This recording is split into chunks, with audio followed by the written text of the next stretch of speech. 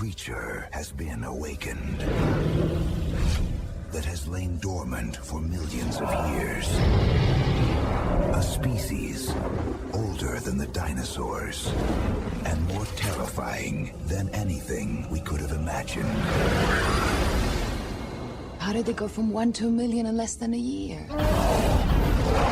Highly evolved. They have great vision in the day. They have even better vision at night. Extremely intelligent. He's playing hide and seek. More like cat and mouse. Unbelievably powerful. 2 glands in the mouth secrete separate chemicals. Combine exhalation, nitrile napalm. Good luck. Now one will protect them, We have to hang on, work together. and one will lead them. There's nothing magical about it. They're made of flesh and blood. You take out their heart, you Okay. bring down the beast. Rob Bowman. Yep.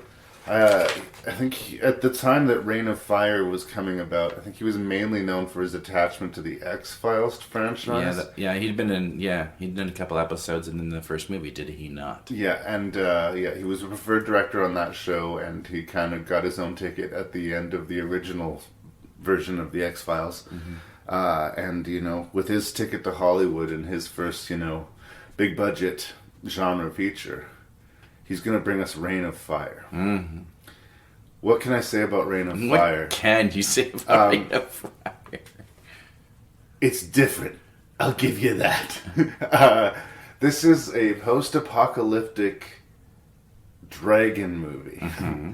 Dragons are unearthed in the city of London, and they basically propagate rapidly and proceed to burn and consume Yes. the planet. Mm-hmm. They eat the ash. I like that. I like that little detail, is that the dragons, all they really do is eat the ash of everything that they cook. Yeah. And we sort of fast forward to from the beginning of the movie where we see the origin, where this first dragon is unleashed, to the bulky, muscular, on his way to Batman, Christian Bale.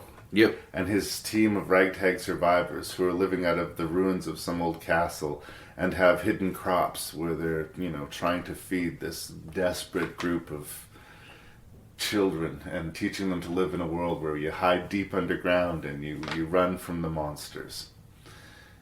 Their somewhat delicate, fragile society is then interrupted by the Americans, led by a literal walking, talking penis. Yes, really. Played by Matthew McConaughey. I think, depending whether you're going to like this movie or not, it's whether or not you're accepting what Matthew McConaughey is doing. If you just love and accept it, then I think you're going to enjoy this movie. If you're Karen Giese, you're not going to watch this movie, because everything that you hate of this man is on full display. It's bizarre. So Karen Giese, this movie's for you. Yeah. He's more just the personification of a huge American penis. Really, it's not really a character. I love it. Yeah. I love it. I do, but I can understand why people do not. The first time we see this bald-headed, bearded, Mad Max-looking Matthew McConaughey, he's literally straddling. He enters the compound and the tank. The first time we see him, he comes out of the tank, if you remember. But he does. He does ride into the compound straddling the tank. And if the movie was a comedy or a satire or had that sort of tone of goofiness to it, I would have said, oh, well, I'm rolling with the punches. But up until this point, despite the fact that it's dragons taking over the world, this movie has taken itself quite seriously. Yeah. So when the Americans show up, it is a very bizarre shift in tone. It becomes a cartoon. No, Matthew McConaughey, bravo. You would think this was made by British people. I know it's set in It was London. shot in London. Yeah, but it's an American production for the most part, as far as I know.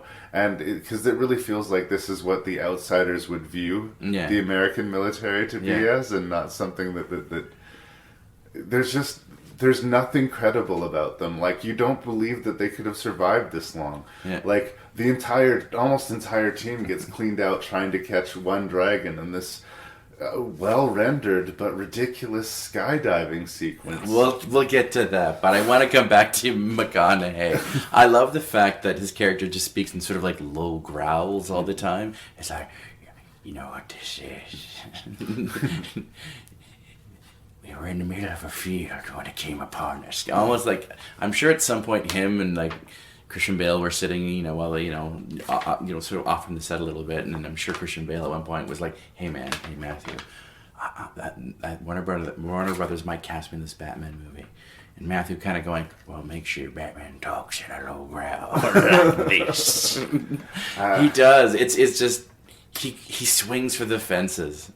At the time, Christian Bale hadn't really fully uncorked yet and become, a big Batman action and star. huge. Yeah.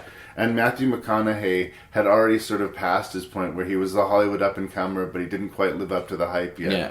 He's had, since this career resurgence. Mm-hmm. But at the time, this movie starring Christian Bale and Matthew McConaughey was not at all considered star-studded. Yeah. These were very available actors to them. So I think part of it through the lens of where we are now, with Oscar winners, Matthew McConaughey and Christian Bale, right? Yeah. It becomes a different thing. Like, they would never lower themselves to be in a movie like this. I also think it's interesting, and it speaks to both of, the mind of a working actor and these two specific ones, is that as fucked as this movie is, it is neither the weirdest movie in McConaughey's catalog, nor is it the weirdest movie in Christian Bale's catalog. No. And that is, in of itself, some insane trivia. No, this movie is utterly ridiculous. We might as well get to the sequence. What are they called? Archangels? Is that what they're called? Apparently, in order to catch these dragons or lure these dragons, they will airlift these guys. They'll jump out and spring nets to slow down the dragons. But I don't know how one would learn how to do this. Yeah. I don't know what the win-to-loss ratio is. How many times do you jump out of that airplane before and then expect to survive? I know they sort of joke about it. It's completely and utterly ludicrous. Like, if I was an Archangel, I'd be like, the percentages of us surviving? You're like, no, it's totally dumb and ludicrous. The fact that they would have to shoot a net to get these dragons. There's got to be an easier way to feed me to this dragon. Really? No. Because that's all that seemed to be happening in that sequence. It's so stupid, but it works. It's such a well-made action sequence. I mean, arguably the luckiest guy is the guy who is so preoccupied in looking for the dragon that he fails to open his chute and just gets killed by hitting the ground. But, no. I mean, I've never seen a movie like this, and in a way I have to give it points for that. But it's almost catastrophically stupid, so I've got to take points away for that. I know, but do you really? Because I think it sort of knows it's a Saturday afternoon matinee, turn your brain off. I mean, you do have to embrace the suck of this movie. Rain of Fire is almost this movie where it's so bad it's good. I don't think it's quite that level, but it is such a joyride, and I know it's bad. It's a bad movie that I enjoy watching, but I cannot honestly look myself in the mirror and say this is a good movie. I know. I couldn't honestly recommend somebody, you should watch this movie. Yeah. I would say... You'd have to watch it with your special sort of, movie geek friends, maybe. I don't know. I would say, by all means, go ahead and watch Reign of Fire, but I'm not endorsing it. I'm saying watch it. But I'm not necessarily saying that you will like or dislike it. I'm saying you won't see anything quite like it. And again, the tone all over the place. As we get deeper into the movie, we find out that they have to get this one big bad dragon. The male dragon. The one male, that the reason that they're able to propagate so much is this. So there is a sequence where the dragon in one pass brings the group from about 50 members to 2 or 3. Yeah. With one pass. Yeah. And again, by this point we've been so married into this ridiculous yeehaw American crew that any reality has almost been lost. Yeah. So that when all of those people die, meh. I felt more empathy towards the limeys, the British ones that Christian Bale was protecting, a lot of them were kids who spend their lives underground and just living terrified. They're not macho. I felt for their plight. I honestly, because of the cartoonish portrayal of the Americans, didn't feel anything when they died. Yeah. They were like the guys who were getting killed in King Kong, except their deaths were less interesting. They were, I couldn't give you any of the characters' names, and I've seen the movie several times. Yeah. I do like the attention to detail of the world they sort of portray in this post-apocalyptic world. The fact that they have to live underground, that they've got a falcon that sort of signals when they come, that there's been attacks before. There's a history to the universe that they portray, especially for a 100-some-minute movie, because it does move. It does earnestly try to do some world building. Yeah. Like we hear the kids singing a nursery rhyme about how to hide from a dragon. Yeah, we see like a school play of him retelling his sort of Coles Notes version of Star Wars. I thought that was a nice little nod. And again, that's all sort of before the Americans show up. And in a way, like, I was sort of almost going with it. Like, this is a crazy premise, but so are zombies, so are vampires. Yeah. And since you're taking it seriously, so will I. Yeah. And that is, again, belied with the presence of Matthew McConaughey. Yeah. That said, I don't dislike Matthew McConaughey in this because he was making some bold choices. I have to believe that that's what the script was asking him to do. And if Matthew McConaughey is listening to this, and I'd like to think he is. I'm sure he Matthew, this one's for you. This is when you should have won the Oscar. Tell your agent that he needs to find you a Viking movie and take the character from Reign of Fire and put him in there, and I am there opening night. I don't know. I mean, in some ways it doesn't belong in this movie because everyone else is trying to be so serious. Mm-hmm. But I would pay good money to see Matthew McConaughey reprise his role in a Viking movie. Well, and as I gotta say it, like, as much as his presence in the movie is comparable to another movie you and I reviewed, The Ghost in the Darkness, when all of a sudden Michael Douglas shows up and the movie gets kicked up 2 or 3 notches weirder than it had already been. Yeah. Yep. And much like the Michael Douglas character, spoilers for Ghost of the Darkness and spoilers for Reign of Fire, our macho hero does not see it through to the end. He has a glorious death.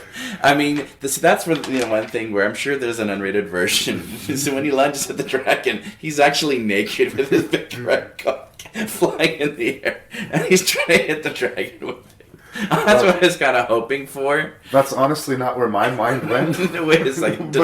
I said too much. It's on the record now. Okay. But I will say, for as patently ludicrous you are as that character right? is, as ridiculous as the McConaughey character is, they matched his ridiculousness with the scale and spectacle of his death. I know. I'll let you just watch the movie to experience it. And you have to tell them. And that's the thing about the movie. Is it good? Well, I don't know. No. Is it bad? I can't quite say it's bad.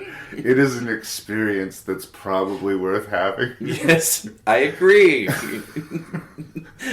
But we almost feel ashamed for liking this movie. That's the problem. Yeah, like that's if they do an anniversary edition and Rank and Review gets quoted on the back of the box, that's what I want it to be. Yeah. It's an experience that's probably worth having. So endorses Rank and Review. Sure, absolutely. Go ahead and watch Reign of Fire. I mean, it's crazy. Yeah. You won't see another movie like it.